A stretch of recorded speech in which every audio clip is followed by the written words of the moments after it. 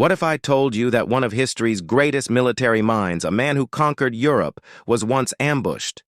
Not by soldiers, but by rabbits. Yes, Napoleon Bonaparte, the Emperor of France, once lost control of a battlefield filled with fuzzy, hopping chaos. And it really happened. The year is 1807. Napoleon has just signed the treaties of Tilsit, ending the war with Russia and Prussia. He is at the absolute peak of his power. To celebrate this historic peace, he decides a grand rabbit hunt is in order. His chief of staff, Alexandre Berthier, is tasked with the arrangements.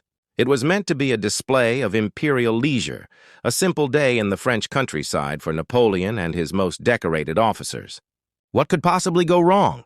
Berthier, wanting to ensure a successful hunt, procured a staggering number of rabbits. Some sources say as many as 3,000. But here was the critical error. In his haste, his staff didn't capture wild hares.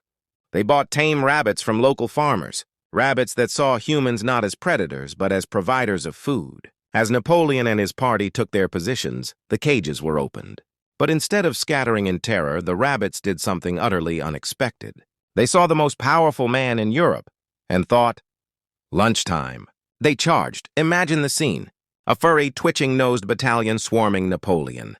They weren't attacking. They were demanding food. They divided into two flanks and poured toward the imperial party. They hopped onto his pristine boots and clawed their way up his greatcoat.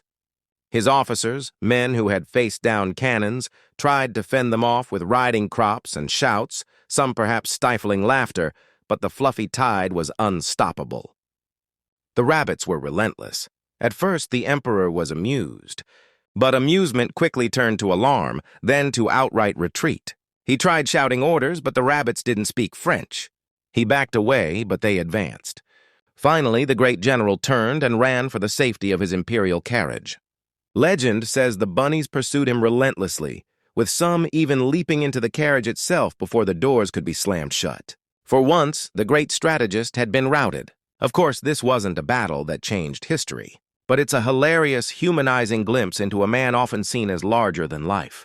Even emperors can be humbled by the unexpected. So next time you hear the name Napoleon, remember, he conquered Europe, but was once defeated by bunnies. Hit like for more bizarre history you won't believe actually happened, and subscribe if you love stories that bring the past to life.